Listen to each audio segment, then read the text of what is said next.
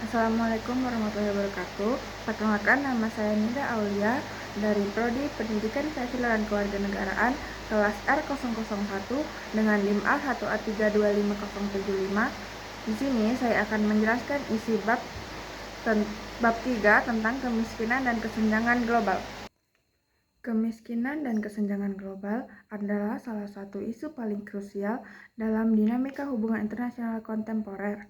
Meskipun dunia telah mengalami kemajuan pesat dalam bidang teknologi, ekonomi, dan komunikasi, kenyataannya masih terdapat jutaan manusia yang hidup dalam kondisi serba kekurangan.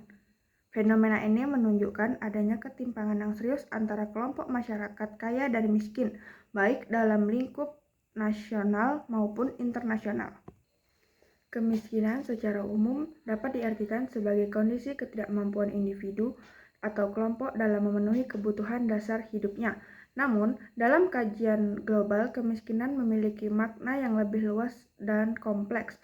Terdapat dua konsep utama kemiskinan, yaitu kemiskinan absolut. Kemiskinan absolut merujuk pada kondisi ketika seseorang tidak mampu memenuhi kebutuhan dasar minimum seperti pangan, sandang, dan papan. Standar ini biasanya diukur menggunakan garis kemiskinan internasional.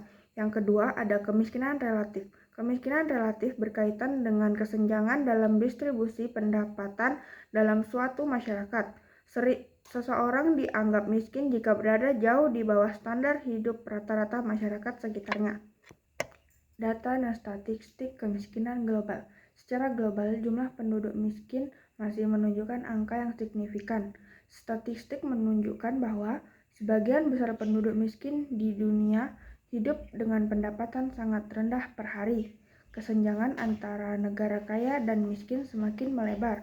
Akses terhadap pendidikan dan kesehatan masih sangat terbatas. Selanjutnya ada Structural Adjustment Program atau SAPS dan kemiskinan. Salah satu kebijakan global yang memiliki dampak besar terhadap kemiskinan adalah Structural Adjustment Program atau SAPS yang diperkenalkan oleh lembaga keuangan internasional seperti International Monetary Fund dan World Bank. Program ini bertujuan untuk membantu negara berkembang mengatasi krisis ekonomi melalui reformasi struktural seperti liberalisasi perdagangan, privatisasi sektor publik, pengurangan subsidi, serta pengetatan anggaran pemerintah. Namun, dalam praktiknya, SAPS seringkali menimbulkan dampak sosial yang cukup berat, antara lain meningkatkan pengangguran, berkurangnya akses terhadap layanan publik, serta meningkatkan angka kemiskinan dalam jangka pendek. Kebijakan ini dianggap terlalu menekankan stabilitas ekonomi makro tanpa memperhatikan dampak sosial terhadap masyarakat miskin. Strategi pengurangan kemiskinan, utang dan pinjaman lunak. Salah satu strategi yang digunakan untuk mengatasi kemiskinan adalah melalui kebijakan utang dan pinjaman lunak. Negara berkembang sering memperoleh bantuan finansial dan lembaga internasional dengan bunga rendah dan jangka waktu pembayaran yang panjang. Peminjaman lunak bertujuan untuk membiayai pembangunan infrastruktur, meningkatkan kualitas pendidikan dan kesehatan, serta mendorong pertumbuhan ekonomi. Namun, strategi ini juga memiliki resiko, yaitu meningkatkan beban utang negara, ketergantungan terhadap lembaga internasional, serta potensi krisis ekonomi jika tidak dikelola dengan baik. Oleh karena itu, diperlukan kebijakan yang bijak dalam pengelolaan uang agar tidak justru memperburuk kondisi keuangan negara. Kesenjangan global dan tantangan ke depan. Kesenjangan global tidak hanya terjadi antar negara, tetapi juga dalam negara itu sendiri.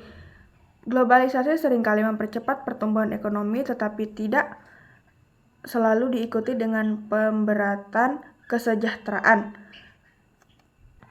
Tantangan utama dalam mengatasi kesenjangan globalisasi meliputi menciptakan sistem ekonomi yang lebih adil, meningkatkan akses pendidikan dan kesehatan, serta memperkuat kerjasama internasional. Upaya pengurangan kemiskinan harus dilakukan secara komprehensif dengan melibatkan berbagai pihak, baik pemerintah, sektor swasta, maupun masyarakat internasional. Sekian dari saya. Wassalamualaikum warahmatullahi wabarakatuh.